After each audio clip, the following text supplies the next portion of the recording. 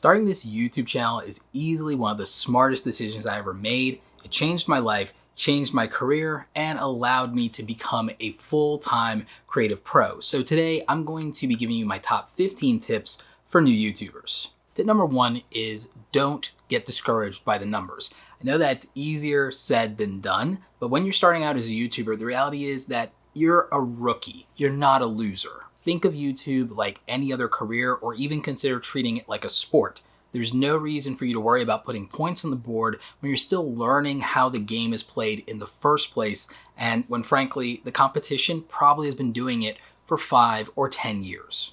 You don't have to grow fast at the start. The most important thing is to start learning how to find your voice and find your audience and learn the rules of the game and the systems of YouTube. And you're gonna do that by just making more content and just taking your time. Just gonna have to trust the process. Tip number 2 is that gear does and does not matter, at least when you're getting started. It's easy to get overwhelmed by fancy camera gear, especially when you see a lot of us, full-time YouTubers who have really expensive setups, and we talk a lot about the importance of audio, video, and lighting. And while all of those things are very important to be able to produce very high-quality videos, the reality is that some of the most successful YouTubers of all time started with nothing more than a smartphone. In fact, I believe Mr. Beast actually started with a broken smartphone and got all the way to 200,000 subscribers with nothing more than that. If you're going to be thinking about gear, make sure you're improving the quality of your audio first with a good microphone, because being able to get through a video with bad audio is almost impossible. We can forgive subpar video quality, but not subpar audio quality. After audio, maybe consider doing something about lighting. This doesn't have to be super expensive. Outdoor lighting works for a lot of beginners. And then after that, you can worry about cameras and lenses and putting together a fancy backdrop. The best way to be consistent and to keep going when it comes to YouTube is to keep it as simple as possible. So don't stress out too much about gear if you're just getting started. Tip number 3, quantity leads to quality. Just like any other creative endeavor, the reality is you have to just put in the reps. You have to go ahead and put in some repetition. Most people do not start out making high quality content. It's very rare. Not everyone has that gifted ability or talent. I certainly sucked on camera and just didn't know how to talk to a camera lens like it was a person when I got started. You could watch my earliest videos and see how bad I was at it. My advice is usually to make 100 crappy videos with the goal of becoming 1% better and learning from each of those videos as you go, and that will help you with growth, not in terms of views and subscribers, but growth in becoming somebody who can make quality content at some point. It took me 100 crappy videos to be able to find my voice and my confidence, learn to be a faster and better editor, and to really discover that I actually enjoy making videos probably more than I enjoy most things. So for a lot of us, we don't start out making quality content. In fact, Marquez Brownlee, Mr. Beast, and PewDiePie all had to make 100 crappy videos. And in most cases, they didn't even get 1,000 subscribers out of it. Mr. Beast got like 700 subscribers out of it. Marquez got like 78. And PewDiePie, I think, got like 2,500 subscribers out of their first 100 videos. So if you're struggling and you're not getting somewhere really, really fast, don't worry about it, because that's actually pretty normal. Tip number 4, focus on one thing at a time. YouTube can be very overwhelming, and it also can be pretty lonely. A lot of people aren't going to understand what you're trying to do, and you probably won't initially have a lot of other friends who are content creators. So if you're trying to do this, I say you should take it one step at a time. You're not going to be perfect at everything all at once. You're not going to be able to do everything all at once and still do the things you have to do in your life if you have a full-time job or if you're a student. So the main thing is to just take this slow and just go at your own pace by focusing on getting better at one thing at a time. Focus is a really great way to move forward, but you should probably take it one thing at a time. Tip number 5, experimenting versus niching down. Look, I'm a big fan of niche down, step up your content, and then blow up. Niche down, step up, blow up. I'm a big fan of that. I made an entire video dedicated to this concept. But That can be very challenging to do when you don't have any experience and you don't know what you want your content and your channel to be all about. And that's okay. I especially think that if you're very young and very creative, you want to do everything at once. That can be confusing to your audience, but you should still probably go ahead and do it within your first 100 crappy videos and get it out of your system. For one thing, you'll stumble onto the thing that is actually working for you and that you're actually good at if you don't know what that is. It lets you not feel stifled creatively and you can find your voice. And the thing is, once you start making a bunch of different videos, you'll find that you enjoy and like making some things more than others, and you won't feel bad about just getting rid of and ditching that other content to focus on what you like more and what the audience likes more. So niching down doesn't have to be this really tough crucible. It's not something you have to do before you get started. You have plenty of room and time to experiment. It's just not fair to expect an audience to commit to you while you're still figuring out who you are. So just keep that in mind. Tip number 6 is about how we make quality videos in the first place, because you might hear a bunch of big YouTubers telling you just make quality content, and they never tell you how to make quality content. So let's do that. First of all, a lot of people get confused between value and quality. In fact, it's not quality content that gets us to click on a video in the first place, because we have no idea what the quality is when we see a title and a thumbnail in YouTube. So what we're actually clicking on a video for, what gets you views on a video, is value. It's the perceived value that we are going to get as viewers when we start to watch something. So you have to fight for our click, and you do that by presenting us value. No matter how good the quality of something is, if I'm not interested in it, I'll never know because I won't be able to click on that video. A lot of people, they have really great videos, well-made videos that actually just end up getting unseen because they don't understand what their audience actually cares about. If you want to make quality videos, quality comes down to really 3 things. Good production values in terms of the visual quality, the audio quality, the lighting, those things are production quality. Then you have the quality of the performance. That's your ability to communicate your ideas and your delivery and performance on camera, things like your charisma. And then finally, there's the personality of the content creator or performer themselves. Do people connect to you? Do they relate to you? Do they respect you? So if you think about these 3 things, these are the experience that we have when we're watching somebody's content. And that experience that we're having is how we're going to rate the quality of a video. So just remember, value is what we're interested in and what gets our attention, what we want to see. And then quality is what we're actually seeing. It's about the viewer experience. And if you do that, that leads to subscribers and to building loyalty with an audience. Value gets you views, quality gets you subscribers. Then one day you get one of these. Speaking of quality, that actually leads us to today's sponsor. This video is sponsored by my friends over at Storyblocks. You might have noticed that I've actually been using a lot more stock footage to help me make my content just a little bit higher quality. So that means you don't have to sit here and be bored to tears when I talk to the camera for 20 minutes straight, because Storyblocks has over 1 million stock video assets, including 4K footage, After Effects templates, and even audio and sound effects they can use to take your videos to the next level. Sometimes I just don't have the ability to shoot the B-roll that I need, but with Storyblocks Unlimited Access Plan, I can always find the footage that's going to help me tell a better story. And Storyblocks is constantly updating their library of stock footage, and they also make sure that they are addressing inclusivity and diversity. You can sign up for the Unlimited Access Plan with my link in the description down below. Thanks again to Storyblocks for sponsoring this video. In fact, let's get back to that video. So now that you know how to make quality content, let's talk about being patient.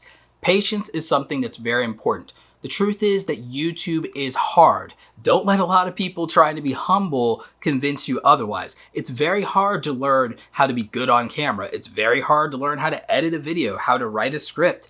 And it's very hard to keep doing this when you're getting started and you feel like nobody is watching. So you have to be crazy patient about the process of growing as a content creator. This is rarely overnight success for anybody. On average, it takes 3 to 5 years to start to get some real traction on YouTube. It's not abnormal for it to take that long for someone to just get to 10,000 subscribers if they ever get there at all. 90% of content creators never get to 10,000 subscribers, and I'm convinced that it's because they quit before they ever get there because they're wildly impatient and they expect overnight success. Tip number 9 is to focus more on your titles and your thumbnails. Believe it or not, the title and thumbnail of a video has more to do with it getting views than the quality of the video itself. And you probably know this from firsthand experience as a viewer and consumer of content on YouTube. Regardless of what, you have to be convinced to click on a video. And the only way you get to make up your mind is the title and the thumbnail. You don't actually know how good the video is until you click on it. I think all of you should be spending a lot more time trying to craft a good thumbnail that will get someone's attention and get them to stop scrolling in their phone. That is your opportunity to get their attention. But your title has to also be relevant to them. So that's where things like knowing and focusing on a core audience and a type of subscriber actually can matter.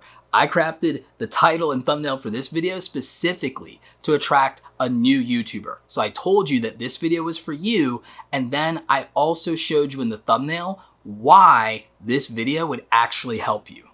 Tip number 10 is to be as consistent as you possibly can. Consistency can be very hard and it can mean a lot of different things to a lot of different people. I think it's important not only to be consistent in your upload frequency, but also consistent in your message and in the brand that you're building on YouTube. But again, that can be confusing for a lot of people. So what do I mean by that?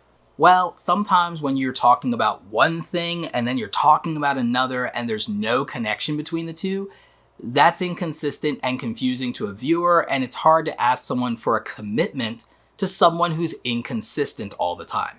The same thing for taking huge, long breaks between uploads. That's also very difficult. In order to get my first 10,000 subscribers, I had to upload weekly videos and mostly about the same thing for about a year, and that's how I got my first 10,000 subscribers on YouTube in just under a year, about 11 months in 2013. Because I was extra consistent and I also increased the frequency of my uploads, it meant that by 2016, I was able to grow to 100,000 subscribers on YouTube. Now, I'm not promising you that making 500 or 600 videos in like 3 years is going to get you a silver play button. That is not what I'm trying to tell you. What I am trying to tell you is that consistency is one of the foundations of success in anything you do, whether it's YouTube, business, sports, relationships. Consistency is an important part of life, and it's going to be an important part of your career as a content creator. Tip number 11 is that making money on YouTube goes painfully slow. In fact, I didn't make much money from AdSense revenue directly from YouTube those first 3 years, which I'll make a video about that in the future. I do very well now here on YouTube, but that's something that took a long time. If I was relying on that, though, I wouldn't have been able to survive. So if you are thinking about doing YouTube, you have to understand that when you're just getting started, you probably need your money to come from somewhere else, whether it's a full-time or part-time job, or if it's being a full-time freelancer like I was, you need something else to supplement your income until YouTube is successful. But even if it is, just remember that months go up and down on YouTube with regard to views and with regard to ad revenue, and it's not something you have a lot of control over, like the amount of hours that you're working. And AdSense revenue isn't always the best idea in terms of relying on it. Tip number 12, build a system for your success.